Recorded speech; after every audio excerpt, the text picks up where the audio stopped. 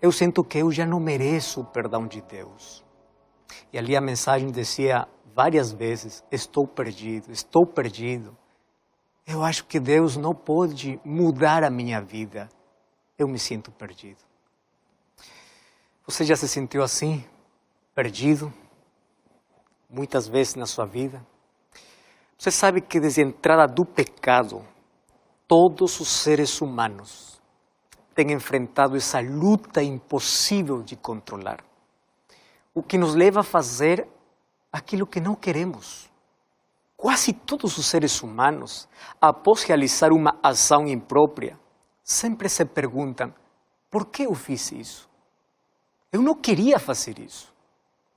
Um dia, o maior apóstolo dos gentios confessou o seguinte, no livro de Romanos, capítulo 7, verso 15 e verso 17, diz assim, verso 15, porque nem mesmo compreendo o meu próprio modo de agir, pois não faço o que prefiro, e sim o que detesto. Verso 17 diz assim, neste caso, quem faz isto já não sou eu, mas o pecado que habita em mim. Este é o grito desesperado de quem quer fazer as coisas boas, mas não consegue. Paulo diz assim, o pecado que vive em mim. Mas que é o pecado? Quando nós vamos para o primeiro livro da Bíblia, Gênesis capítulo 3, não há uma definição de pecado. Mas ali em Gênesis capítulo 3 encontramos uma descrição da atitude pecaminosa do ser humano. Então, se nós lemos essa atitude, podemos deduzir que coisa é o pecado. Você lembra que Adão e Eva foram tentados a comer o fruto que Deus havia dito que não poderiam comer? Na verdade, não havia nada de misterioso sobre essa árvore, sobre o fruto. O problema não estava no fruto, mas estava na desconfiança do ser humano. Deus diz uma coisa e eles fizeram o oposto. Isso é uma atitude de rebelião. Isso é falta de submissão à vontade de Deus. E por isso que o livro de João, o primeiro de João, capítulo 3, verso 4, diz que aquele que comete pecado também transgrede a lei. Mas como então é o pecado? O pecado é a transgressão da lei? Aqui tem um aspecto que deve ser aclarecido. Sabe que João diz que aquele que comete pecado também transgrede a lei. Porque o pecado, antes de ser uma transgressão, é outra coisa. Agora eu vou explicar. Adão e Eva, antes de comerem o fruto, eles se afastaram de Deus para seguir o seu próprio caminho. Ou seja, eles se aproximaram voluntariamente da árvore proibida. Quando a serpente lhe apresentou o fruto, Eva, antes de comer o fruto, duvidou da palavra de Deus e acreditou na palavra do diabo. Deus tinha dito assim, no dia que você comer, você vai morrer. A serpente disse assim, você não vai morrer. Então, Eva duvidou da palavra de Deus e acreditou na palavra da serpente. Eva acreditou na proposta diabólica. Você sabe o que a serpente diz para Eva? Você pode ser como Deus. Ou seja, o mesmo problema pelo qual Satanás havia sido expulso do céu, agora colocou na semente no coração de Eva. Então Eva ali comeu o fruto, aceitando a proposta do diabo de ser como Deus. E ali acabou a história na maior desgraça para ela e para a humanidade. Porque o pecado é assim. O pecado se mostra sempre lindo, como uma coisa bela, agradável, mas acaba sempre no infortúnio. O pecado faz te crer que você não precisa de Deus.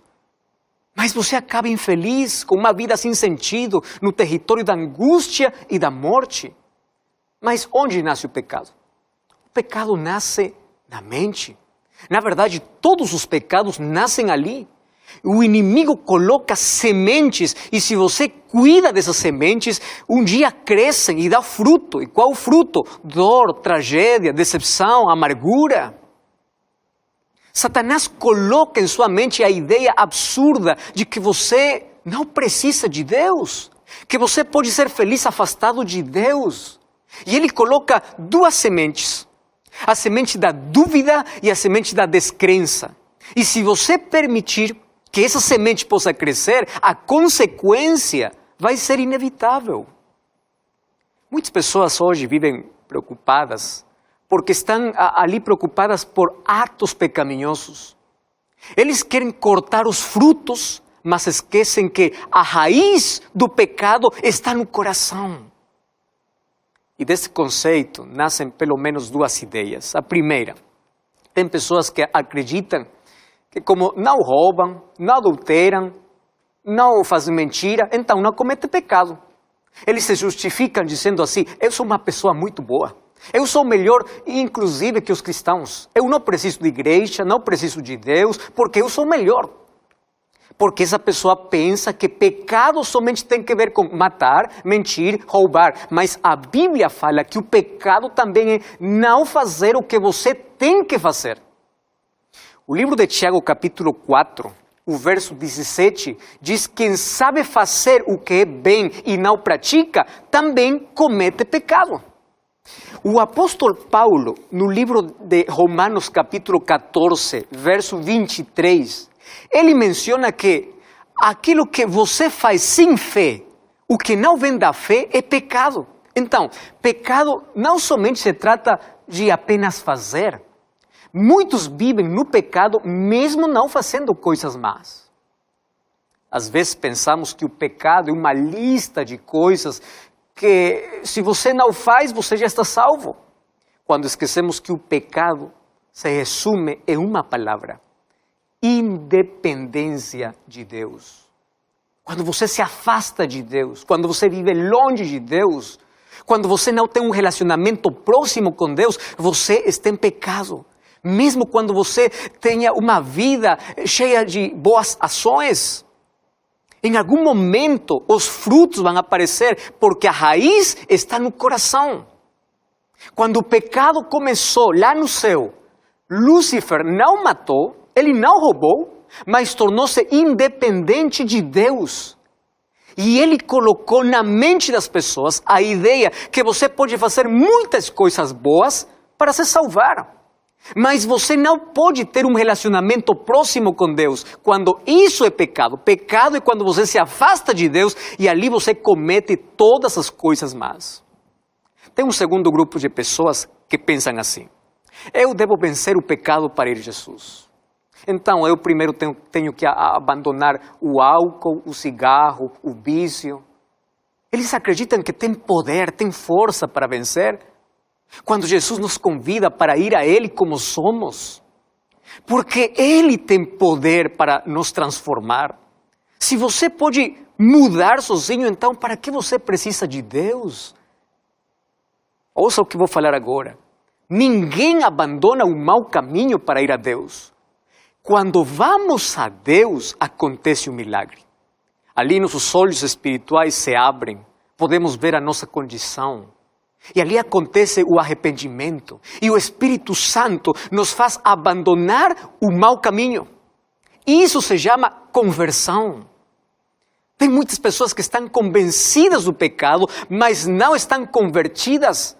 Por quê? Porque não permitem que o Espírito Santo possa transformar a sua vida. Essa transformação que o Espírito faz em nossa mente é aquilo que traz uma mudança. Porque quando sua mente muda, muda suas palavras, muda suas atitudes, muda sua visão da vida, mudam seus hábitos, muda sua alimentação, muda tudo. Isso é uma mudança real. E lembre que sem o Espírito Santo todas as mudanças são superficiais. Somente são aparências externas. Eu fico surpreendido o que diz o apóstolo Paulo quando fala do pecado. O livro de Romanos, capítulo 7, verso 17, ele diz como ele luta na sua mente. O pecado habita em mim. Sabe o que está falando aqui, Paulo? Ele se refere à natureza pecaminosa que surgiu após a queda do ser humano lá no Jardim do Éden. Ninguém é pecador porque mata, porque rouba, porque mente. Faz tudo isso porque é pecador. Porque se não fosse, ninguém cometeria esses atos de pecado. Então, nosso problema é que lutamos para cortar os frutos que são a consequência de viver longe de Deus, quando a solução é Cristo. É começar um relacionamento com Ele, porque Ele vai transformar nossa condição. Davi dizia no livro de Salmos, capítulo 51, verso 5, em pecado minha mãe me concebeu. Isto é, que você e eu somos pecadores desde o momento que nascemos. Davi aqui se está referindo à natureza pecaminosa que todos nós temos desde o nascimento. A criança já nasce com a tendência de viver longe de Deus, mas não é culpada por isso. Ninguém é culpado por ter nascido em uma situação de pecado. A culpa pelo pecado começa quando o ser humano rejeita o remédio para o seu problema. O problema não é ter a ferida, o problema é rejeitar o único remédio que pode nos curar. E o remédio para nossa condição de pecado é Jesus. Não é um diploma, não é um grau acadêmico, não é riqueza, não é um sacrifício humano, não é uma penitência, é Jesus Cristo. Por isso Jesus Cristo veio a este mundo para nos salvar. Ele é a única solução para o nosso problema de pecado. O ser humano com seu esforço não consegue nada. Tudo o que pode fazer é apenas se cobrir com miseráveis folhas de figueira. Mas Jesus Cristo levou teu pecado, meu pecado. Ele nos salvou da condenação do pecado. E só Ele pode nos fazer justos por sua justiça. Não por nossas obras. Mas tudo o que precisamos é ir a Jesus, é viver em comunhão com Ele. Não há salvação fora dEle. Fora de Jesus não tem esperança, não há vida, não há salvação, porque não há outro nome debaixo do céu em quem possamos ser salvos, senão é Jesus Cristo.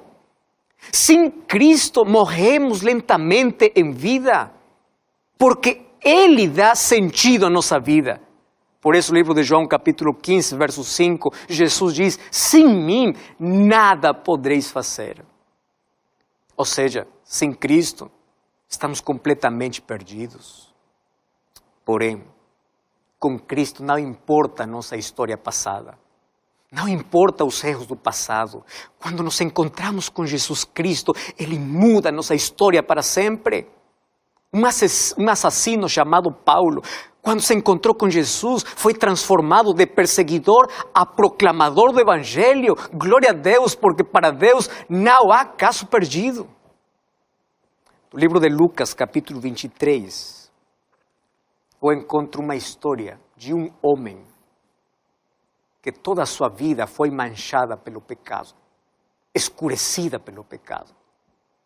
E um dia, como consequência do seu pecado, ele foi condenado a morrer. Graças a Deus que nos minutos finais da sua vida, ele encontrou esperança, ele encontrou a salvação. Você sabe que de Jerusalém saem duas estradas, uma para Jericó e outra para o Monte Calvário. A estrada para Jericó era uma estrada muito perigosa. Ali havia ladrões que se escondiam e roubavam. Nessa estrada, ali estavam os criminosos que viviam uma vida depravada, justificando sempre suas atitudes. Uma vida miserável, uma vida vazia. Lá se esqueceram que por haver escolhido esse caminho, um dia teriam que escalar outra estrada, aquela que levava ao Calvário, para pagar por tudo o que eles fizeram. Eu quero te explicar qual era o outro caminho para o Monte Calvário. Esse era um lugar para crucificar os criminosos, aqueles que eram condenados. Sabe que morrer na cruz era a pior de todas as mortes. Era morrer lentamente. Ninguém morre rápido quando tem feridas nas mãos e os pés. Por isso, morrer na cruz era uma morte lenta. Às vezes ficava pendurado por semanas, por vários dias na cruz. Ali tinha que suportar o calor sufocante do dia, onde as moscas eram atraídas pela sangue e ninguém podia ajudar. Enquanto à noite ali tremia de frio, ali porque era todo gelado. Ali o criminoso implorava aos soldados para que o matassem, mas os soldados não podiam fazer isso, porque o criminoso estava condenado a morrer lentamente, a morrer na cruz, e morrer lá na cruz era cruel. E isso era a vingança da sociedade contra aquele que roubou, contra o criminoso. E todos eles concordavam que esses criminosos mereciam morrer dessa forma. Mas ali, numa sexta-feira, do dia 15 de Abib, no Monte Calvário, foram levantadas 3 cruzes. Lá do centro, onde supostamente está o pior dos 3, estava Jesus. Jesus estava ali pendurado no meio de 2 ladrões. As últimas horas da vida de Jesus passou entre 2 criminosos. Quando Jesus deu sua vida na cruz para ser crucificado, Ele mostrou para que veio. Ele veio para salvar o pecador. Jesus veio para salvar aqueles que estão afundados na miséria, para aqueles que não têm esperança, para aqueles que se sentem perdidos, para aqueles que têm um passado terrível, para aqueles que sentem que nada merecem. Jesus veio por aqueles para restaurar sua vida e para colocar esperança, para devolver a dignidade, para oferecer a salvação. Por isso, meu querido, você não é um caso perdido, você não está tão mergulhado no pecado que Jesus não possa restaurá-lo. Você não foi tão longe de Deus que a graça de Deus não possa te alcançar. Deus te ama, mesmo com teus erros, mesmo com tua degradação de vida, mesmo com tua sujeira que você tem na sua mente. Ele não quer que você continue assim, por isso Ele oferece a sua graça. E só você pode limitar o seu poder quando você rejeita a graça, o amor de Deus. Hoje eu vejo que pelo menos existem 3 atitudes humanas. Em primeiro lugar, as pessoas que carregam na sua vida o peso da descrença, da dúvida, e não querem mais de Jesus. Um segundo grupo, aqueles que reconhecem a sua condição, se arrependem de todo o coração e aceitam a Jesus como seu Salvador. Mas tem um terceiro grupo que permanece na indiferença. Eles sabem tudo de Jesus, mas simplesmente olham a Jesus de longe. Não querem seguir a Jesus. E aqui Lucas, capítulo 23, fala da história de um ladrão que estava do lado esquerdo de Jesus. E ele diz para Jesus assim: se tu és o Cristo, salva-te a ti mesmo e salva-nos. Você sabe que essa mesma dúvida foi expressada por Satanás lá no deserto da tentação? Que coisa diz Satanás para Jesus? Se tu és o Filho de Deus, a dúvida, a descrença não permite que uma pessoa possa ver a esperança. Esse ladrão não podia ver a luz que brilhava no momento mais escuro da sua vida. Hoje existem muitas mentes perturbadas pela dúvida, que estão sempre pedindo um milagre para acreditar. Pessoas que dizem assim: eu vou me entregar a Jesus se acontece esse milagre. Escuta uma coisa, não há maior demonstração de amor e de poder do que ver Jesus morrendo por amor, até por aqueles que o rejeitaram. Se o amor de Jesus demonstrado em uma cruz para salvar a humanidade não é suficiente para você acreditar, então não importa o milagre que aconteça, você nunca acreditará. Esse ladrão representa todos aqueles que morrem dia a dia na cruz da indiferença, da indecisão.